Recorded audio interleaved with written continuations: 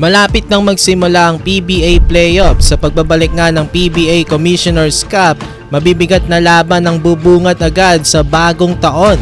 Crucial ang magiging laban ng TNT at Rain or Shine dahil ang manalo dito, malaki ang tsansa makapasok sa playoffs. At ang matalo naman ay mahihirapan na makapasok.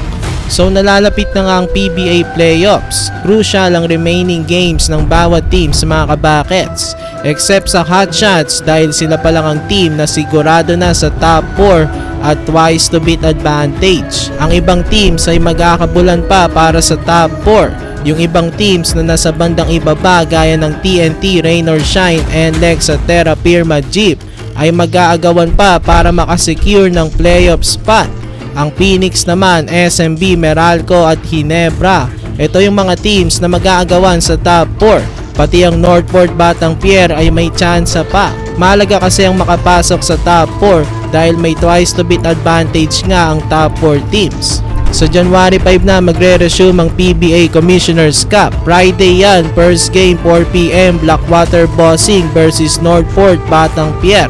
Ang Bossing ay laglag na, so wala nang bearing itong game na ito para sa kanila.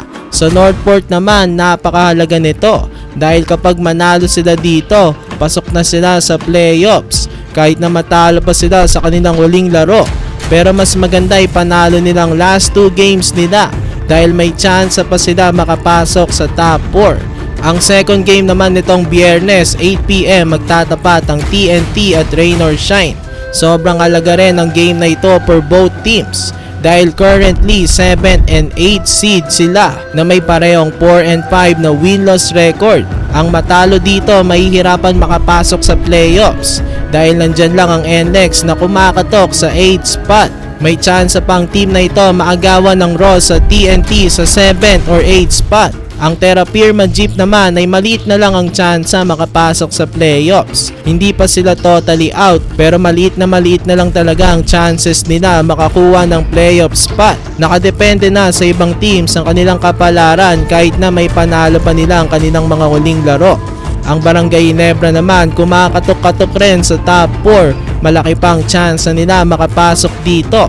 Dapat may panalo nilang last 2 games nila. At syempre dapat matalo rin ang mga teams na nasa itaas nila. Ang Hotshots na lang talaga ang team na wala nang iintindihin. Ang kanilang aalahanin na lang ay ang playoffs. Mai-carry over kaya nila sa playoffs ang kanilang success? O matulad na naman sila sa dati na palagi na lang first seed at biglang masisilat pagdating sa playoffs? So ito lang naman ang ating video. Maraming salamat sa inyong panonood mga kabakets. Please like, share, and subscribe.